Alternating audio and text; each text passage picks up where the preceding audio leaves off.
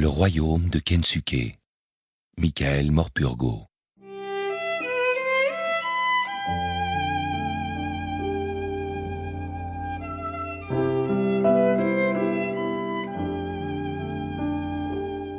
Peggy Sue. J'ai disparu la veille de l'anniversaire de mes 12 ans, le 28 juillet 1988. Aujourd'hui seulement je peux enfin raconter la véritable histoire de ma disparition.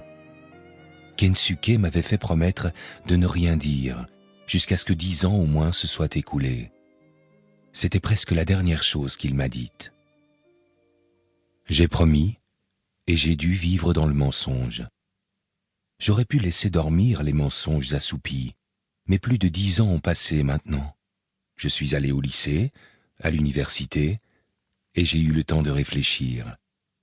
Je dois à ma famille et à mes amis, à tous ceux que j'ai trompés si longtemps, la vérité sur ma longue disparition, sur la façon dont j'ai survécu après avoir échappé de justesse à la mort. Mais j'ai aussi une autre raison de parler, une raison bien meilleure. Kensuke était un grand homme, un homme bon, et il était mon ami. Je veux que le monde le connaisse comme je l'ai connu. Jusqu'à 11 ans environ, jusqu'à ce que la lettre arrive, je menais une vie ordinaire. Nous étions 4 à la maison, ma mère, mon père, Stella et moi. Stella Artois, c'est ma chienne, un berger noir et blanc qui avait toujours l'air de savoir à l'avance ce qui allait arriver. Mais même elle n'aurait pu prévoir qu'une lettre allait changer nos vies pour toujours. En y repensant, il y avait une certaine monotonie dans ma petite enfance. Je descendais la rue tous les matins pour me rendre à mon école de singes. C'est mon père qui l'appelait ainsi, car il disait que les enfants piaillaient, criaient et se pendaient par les pieds dans la cage à écureuils de la cour de récréation.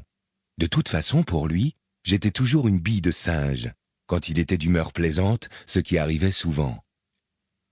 Après l'école, tous les jours, quel que soit le temps, j'allais jusqu'au terrain de jeu jouer au football avec Eddie Dodds, mon meilleur ami sur la terre, ainsi qu'avec Matt, Bobby et les autres.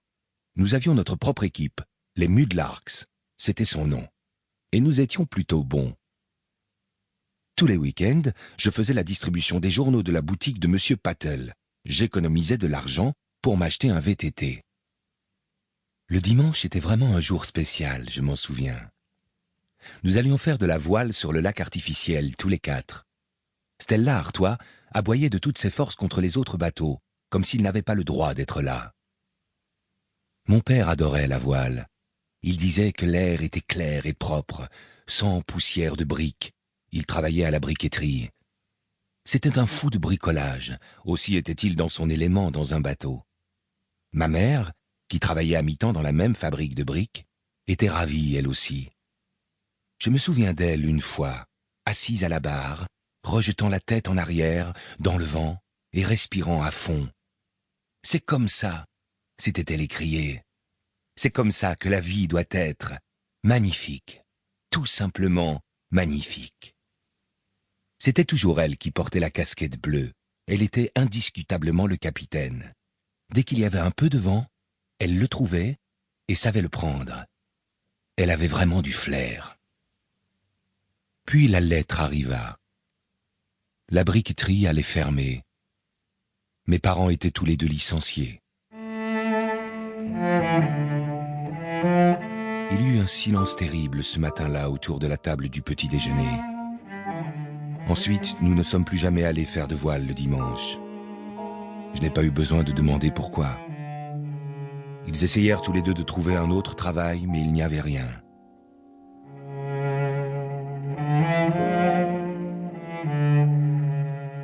La misère s'installa insidieusement à la maison. Parfois, je rentrais et ils ne parlaient pas. Ils se disputaient beaucoup à propos de petites choses insignifiantes, alors qu'ils n'avaient jamais été comme ça auparavant. Mon père n'était pas souvent là. Quand il ne cherchait pas de travail, il allait au pub. Quand il était à la maison, il restait simplement assis, sans rien dire, feuilletant inlassablement des revues de navigation à voile.